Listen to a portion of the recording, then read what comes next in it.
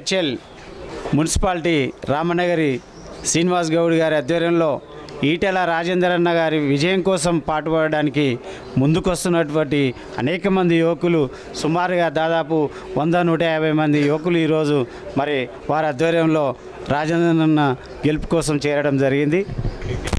మన యువ నాయకులు మారినగంటి శశాంక్ గారు వారి యొక్క మిత్ర బృందం మరి బీజేపీ పార్టీలో చేరడానికి రాజేందర్ అన్నకు అండగా నిలవడానికి రావడం జరిగింది.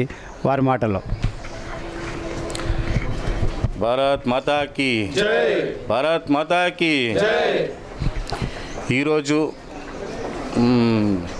మేడ్చల్ టౌన్ నుంచి భారీ ఎత్తున ఒక 150 మంది పైననే మన రాజేందర్ అన్న సమక్షంలో మన ఆధ్వర్యంలో చేరడం జరిగినది. ఈరోజు మోడీ గారి నాయకత్వంలో ఎంతో రాష్ట్రమే కాదు దేశము, మన తెలంగాణ యువకులు ఇంకా చాలామంది కూడా ఈ బీజేపీ తరపు నుంచి చూస్తున్నారు. ఇప్పుడు టీఆర్ఎస్ కూడా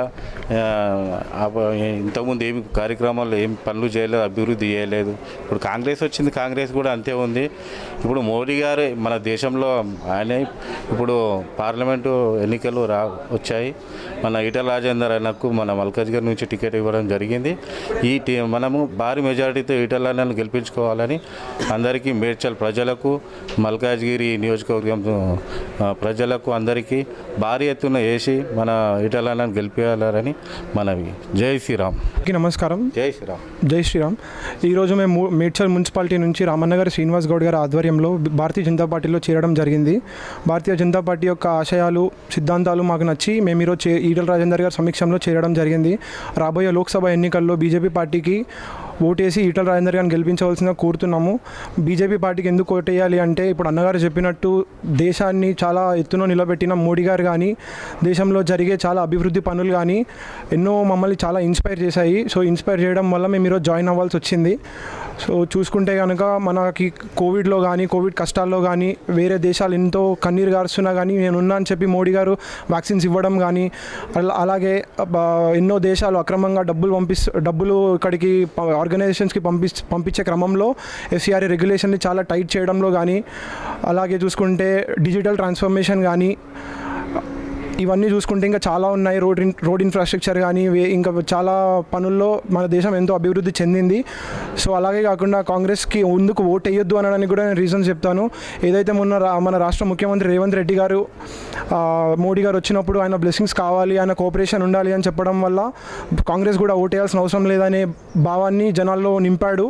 సో దానివల్ల కాంగ్రెస్ ఓటు వేయాల్సిన అవసరం లేదు. అలాగే దేశ స్థాయి నాయకులు కాంగ్రెస్ వాళ్ళు కూడా ఈరోజు భారతదేశంలో గత ఎన్నో సంవత్సరాలుగా చాలామందికి చావులు కారణమైన పాకిస్తాన్ వాళ్ళని సపోర్ట్ చేసిండు. ఫర్ ఎగ్జాంపుల్ రీసెంట్గా కర్ణాటక ఎవరో స్టేట్ లీడరు బీజేపీ పార్టీకి శత్రుదేశము కానీ కాంగ్రెస్ పార్టీకి పాకిస్తాన్ శత్రుదేశం కాదని చెప్పి సంచలన వ్యాఖ్యలు చేశారు. సో అలాంటి వ్యాఖ్యలు చేసే కాంగ్రెస్ పార్టీకి మనం ఓటేయాల్సిన అవసరం లేదు, వెయ్యరు కూడా. ఈరోజు ఎంతోమంది చదువుకున్న వాళ్ళు, ఎంతో ఇంట్లో స్మార్ట్ ఫోన్ కానీ ల్యాప్టాప్ కానీ ఉండే రోజులు ఇవి. సో వాళ్ళకు కూడా తెలుసు ఎవరికి ఓటేయాలి, ఎవరికి వేయొద్దో. సో ఈరోజు బీఆర్ఎస్ ప్రభుత్వం కూడా ఎందుకు ఓటేయొద్దు అంటే, ఇక్కడ మాకు మేడ్చల్ నియోజకవర్గంలో మల్లారెడ్డి గారు చేసింది ఏమీ లేదు. ఆయన ఇప్పుడు గత మా కాలేజ్లలో 70,000 మంది స్టూడెంట్స్ చదువుకుంటుర్రు.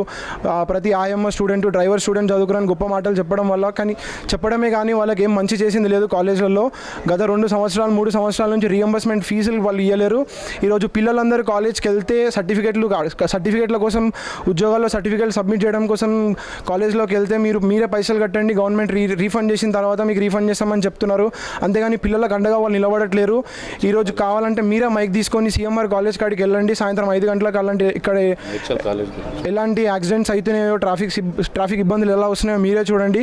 ఫ్యాకల్టీని పెట్టుకొని క్యాంపెయినింగ్ చేసే బీఆర్ఎస్ ప్రభుత్వం కానీ, బీఆర్ఎస్ నాయకులు కానీ మరి అదే ఫ్యాకల్టీని పెట్టుకొని అక్కడ ట్రాఫిక్ కంట్రోల్ ఎందుకు చేయరు అనే ప్రశ్న మాకు కూడా కలిగింది.